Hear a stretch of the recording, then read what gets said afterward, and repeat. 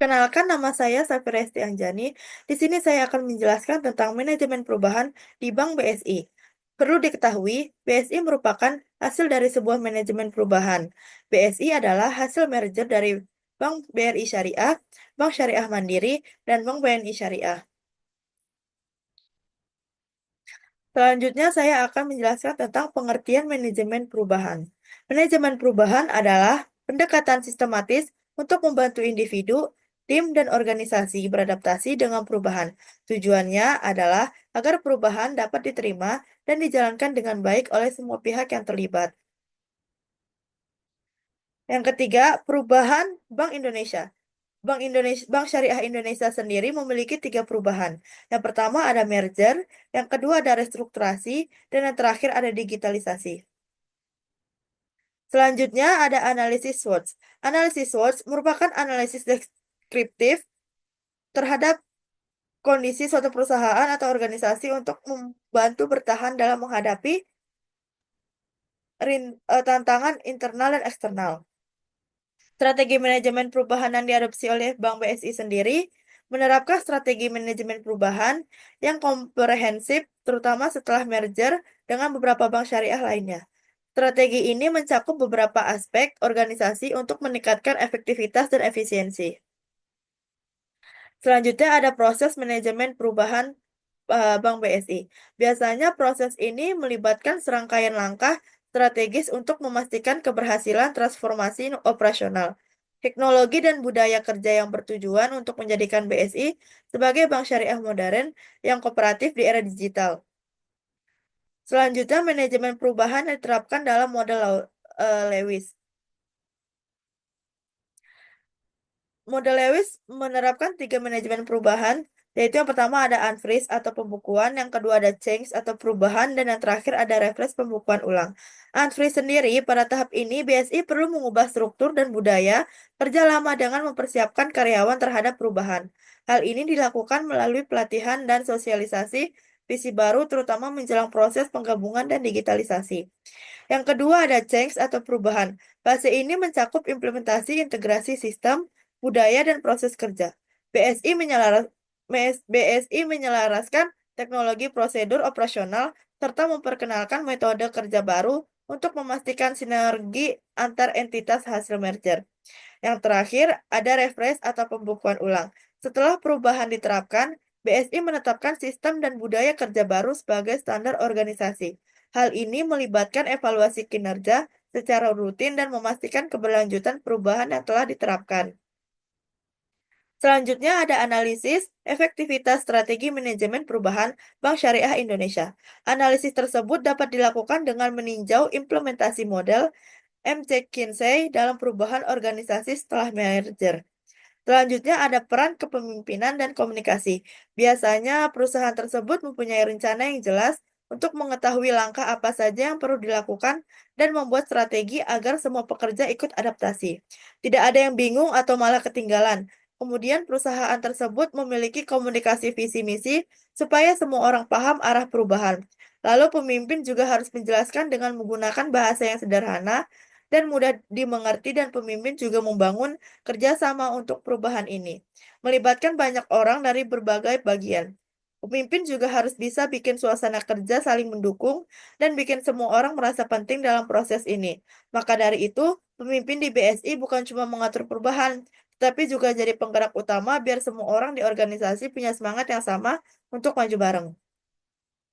Selanjutnya, ada pentingnya evaluasi teknik. Biasanya evaluasi ini memiliki beberapa sisi, yaitu yang pertama ada teknik komunikasi yang digunakan, yang kedua ada dampak pada keberhasilan atau kegagalan. Teknik komunikasi biasanya keterbukaan informasi yang dimana pemimpin biasanya mencoba bersikap terbuka, menjelaskan apa yang berubah, dan memiliki dampak seperti informasi yang jelas dan transparan, membuat karyawan jadi lebih percaya dan mau ikut berubah. Tetapi kalau tidak jujur atau ada yang disembunyikan, karyawan bisa kehilangan kepercayaan, merasa curiga, dan mungkin menolak perubahan. Komunikasi yang baik itu nggak cuma satu arah, tapi juga memberi ruang buat karyawan bertanya atau memberi pendapat. Selanjutnya ada dampak pada keberhasilan atau kegagalan. Tujuan utama dari komunikasi dalam proses perubahan yaitu memastikan semua orang di organisasi paham, mendukung, dan siap menjalani perubahan. Kesimpulannya bahwa komunikasi itu kunci utama. Kalau pesannya jelas, terbuka, dan melibatkan semua orang, perubahan bisa berjalan dengan lancar. Dalam rekomendasi dalam manajemen perubahan, biasanya untuk memperkuat dan mengoptimalkan perubahan yang ada dilakukan di Bank Syariah Indonesia, ada beberapa langkah yang dapat diambil seperti meningkatkan transformasi digital, di mana pengembangan layanan digital perlu diperbaiki, dan ditambah fitur aplikasi BSI Mobile untuk pembayaran zakat, wakaf, dan sedekah yang lebih mudah dan menarik untuk semua kalangan. Setelah itu, kita perlu meningkatkan keamanan data, di mana kita harus meningkatkan sistem keamanan siber untuk melindungi privasi dan data nasabah. Oleh karena itu, kita harus bekerja sama dengan startup teknologi finansial untuk memperluas jangkauan layanan, khususnya ke daerah minim akses perbankan. Karyawan juga harus mendengarkan nasabah untuk membuat sistem pengumpulan masukan dan keluhan yang responsif, sehingga nasabah merasa didengar dan dihargai. Setelah itu, BSI harus mengembangkan layanan pembiayaan untuk berbagai kebutuhan seperti properti, kendaraan, atau pendidikan dengan skema yang lebih fleksibel. Maka dari itu, tawarkan paket layanan yang menggabungkan tabungan, investasi, dan asuransi berbasis syariah. Namun, perlu dukungan pada UMKM yang fokus pada produk pembiayaan yang mudah dan cepat bagi pelaku usaha kecil.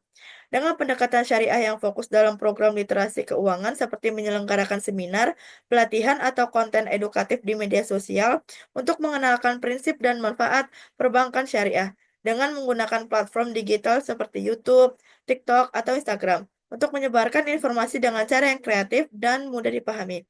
Dengan fokus pada inovasi, kualitas pelayanan, dan pendekatan yang mendalam terhadap kebutuhan nasabah, BSI bisa semakin menjadi pemimpin di industri perbankan syariah nasional. Selanjutnya ada kesimpulan. Di PT Bank Syariah Indonesia, terus menunjukkan komitmen untuk mencapai visinya menjadi top 10 Global Islamic Bank dengan responsif tegas terhadap tantangan dan kepiawaian. Mengoptimalkan peluang, BSI menegaskan komitmennya dalam mengisi peran kunci di dunia perbankan syariah. Keputusan untuk merger yang dilakukan oleh beberapa bank syariah di Indonesia menjadi keputusan yang baik untuk dilakukan, terutama untuk kemajuan bank syariah Indonesia di mata global. Untuk memperkuat perubahan yang sudah dilakukan, Bank Syariah di Indonesia perlu fokus pada pengembangan teknologi dan harus mampu beradaptasi mengikuti perkembangan zaman. Dengan meningkatkan preferensi terhadap perbankan syariah di kalangan nasabah, BSI memperluas fokus lebih dari sekedar individu untuk mencakup nasabah korporasi dan komersial, tapi juga memanfaatkan karyawan atau ekosistem mereka untuk peluang cross-selling. Cukup sekian presentasi dari saya, kurang lebihnya mohon dimaafkan. Thank you.